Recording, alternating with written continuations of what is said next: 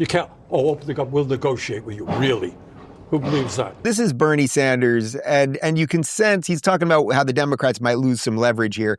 But I think there's a certain sense of desperation seeping in with them, like they overplayed their hand here, or that more people were going to be like, oh my God, the government's shut down, we need them. And I think people are just kind of like, I don't know, trains are running. So today, when we were in there, I was a little surprised because he sounded open to making a deal on the subsidies. But then tonight he posted on Truth Social, basically, you need to reopen the government first before you can have that conversation. Yeah. Are you willing to do that? No, of course not. Who would trust them?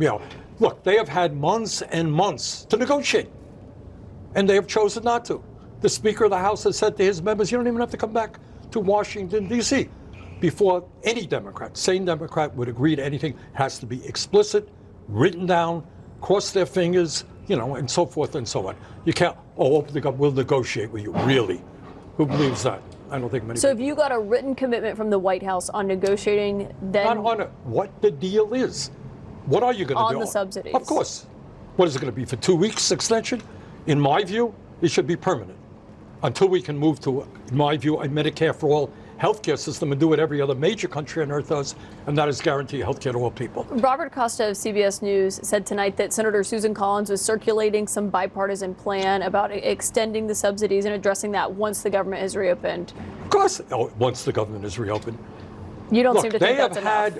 Kaitlan, they have had months to negotiate. And you reopen the government, and we lose our leverage, and they say, well, we want this, we want that. No. There has to be an agreement right now. That's what this whole shutdown is about, to protect the American people and our healthcare system from collapsing.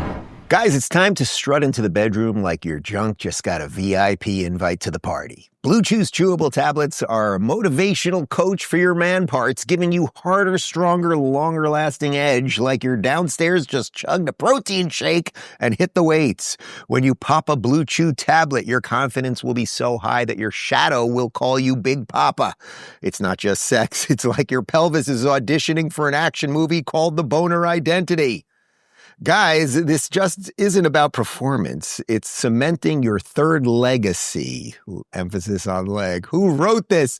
Head on over to BlueChew.com to check out your options and level up your game. And we've got a special deal for our listeners. As always, get your first month of Blue Chew absolutely free. Just use promo code Rubin at checkout and pay $5 for shipping. That's it. Join Blue Chew's mission to upgrade humanity one thrust at a time. Head on over to BlueChew.com for details and safety info. And big thanks to Blue Chew for sponsoring this podcast.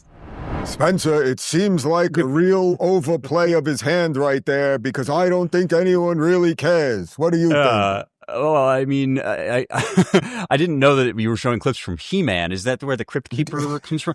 I'm speaking a little bit off the cuff here because this program is the first I'm hearing about the government shutdown. I'm literally just learning about this right now. What do you do for a living? And you know what? I'm already bored. No, I actually did vaguely know precisely. Yeah, because it's my job. I knew that this was going on.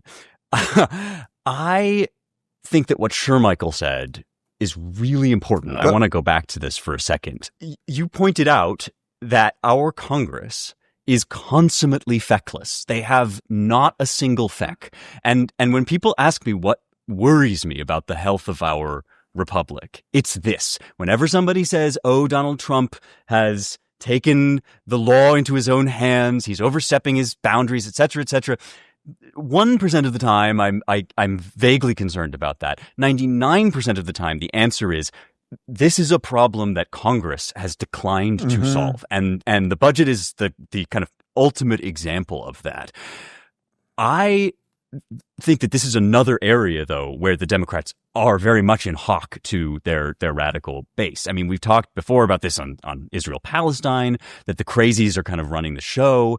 Here, it's even worse, I think, because they've all committed to the Trump is Hitler proposition, right? At some point, maybe in 2020 or thereabouts, they said, anyone who disagrees with us about this even a little bit or collaborates with this regime even slightly is a villain. So how can they sign a CR? How can they do anything without committing themselves by their own words to kind of consummate evil? I think it's a real problem for them.